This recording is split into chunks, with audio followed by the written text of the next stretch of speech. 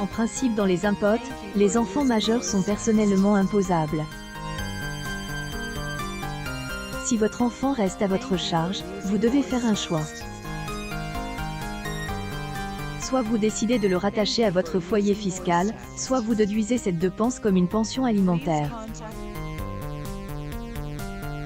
C'est, et à vous de décider quelle solution est la plus favorable en fonction de votre situation familiale et de vos revenus. Certaines conditions sont nécessaires pour le rattachement d'un enfant majeur. Les enfants qui peuvent être rattachés sont ceux qui ont moins de 21 ans au 1er janvier 2021, et ceux qui ont moins de 24 ans au 1er janvier 2021, et qui ont poursuivi leurs études du 1er janvier 2021 au 31 décembre 2021. Bonjour, est-elle heure de payer vos impôts? Ok. Combien je vous dois? Calculez et dites-nous. Accord, je vais essayer. Ah non, il faut le montant exact car nous savons combien vous devez. Dites-le moi alors. Non. Par contre si vous vous trompez, amende. Sonia Bay. April 26, 2022 Ampère noté que les adultes handicapés peuvent être rattachés au foyer fiscal des parents, quel que soit leur âge. Impôt 2022. Votre enfant peut, après un calcul effectué par vos soins sur la solution la plus intéressante, faire sa propre declaration. Cela ne signifie pas pour autant qu'il est independent. Il ne paiera certainement pas des impôts, il ne travaille pas, car dans la plupart des cas, il vit de la pension alimentaire que vous lui versez. Cet argent vous permet d'économiser sur vos impôts sans que votre enfant en paye. Vous ne devez pas nécessairement vivre avec votre enfant pour verser cette pension alimentaire. La pension alimentaire est imposable au nom du bénéficiaire, mais si ce dernier ne perd cette somme que comme un revenu, il ne paiera pas d'une publication partagée tandis que les parents verront leurs impôts diminuer. Renier même si votre enfant gagne de argent, certains revenus ne sont pas imposables.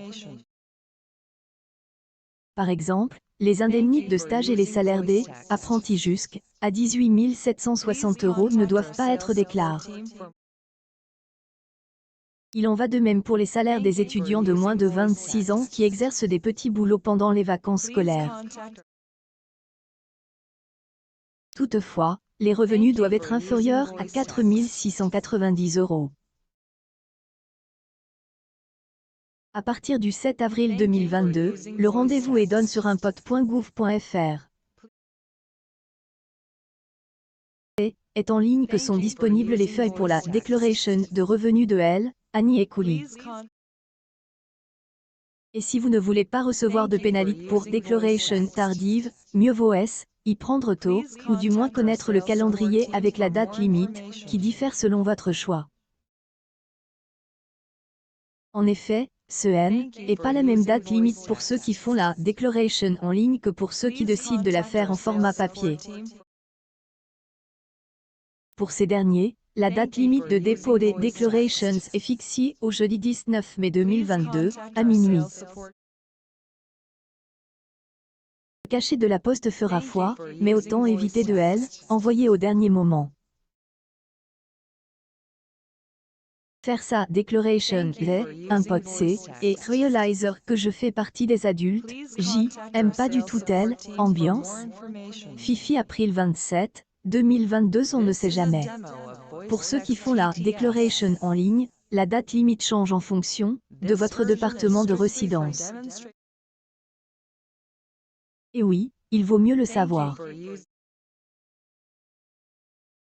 Vous résidez dans un département numéro de ANAR 19, alors la date limite est le 24 mai 2022 à 23h59. Les départements numéro de 20h54, cette date limite tombe le mardi 31 mai 2022 à 23h59. Pour ceux qui résident dans les départements numérotes de 55 à 974 976e, c'est, et le mardi 8 juin, au plus tard, que vous devez valider votre Declaration.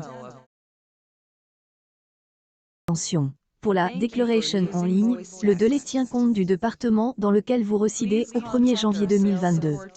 À noter que cette année, la Declaration doit se faire très rapidement pour 11 millions de Français qui bénéficient de la Declaration automatique.